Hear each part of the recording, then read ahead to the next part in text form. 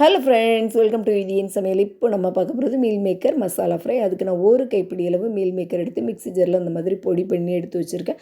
2 medium size வெங்காயத்தையும் நல்லா சின்ன சின்னதாக கட் பண்ணி எடுத்து வச்சுருக்கேன்.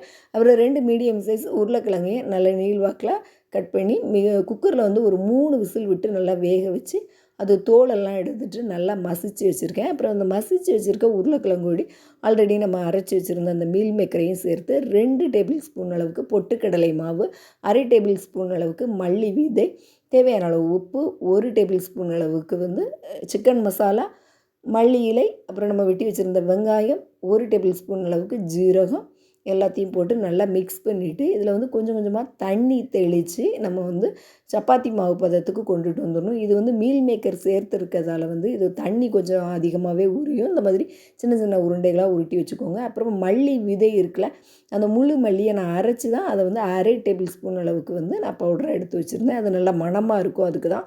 அப்புறம் இந்த உருண்டைகளை எல்லாத்தையும் மைதா மாவில் வந்து கொஞ்சமாக தண்ணி சேர்த்து நல்லா கரைச்சி அதில் நல்லா முக்கிட்டு அப்புறம் பிரெட் கிராம்ஸில் போட்டு சூடான எண்ணெயில் நம்ம வந்து ஒரு 2 நிமிஷம் நல்லா ஃப்ரை பண்ணி பொன்னிறமாக ஆனவுடனே நீங்கள் எடுத்து சாப்பிட்டிங்கன்னா சூப்பராக இருக்கும். இது வந்து ஈவினிங் ஸ்நாக்ஸுக்கு கூட குழந்தைங்களுக்கு கொடுக்கலாம். வேறு லெவலில் இருக்கும். இந்த வீடியோ பிடிச்சதுன்னா லைக் பண்ணுங்கள், ஷேர் பண்ணுங்கள், சப்ஸ்கிரைப் பண்ணுங்கள். நன்றி.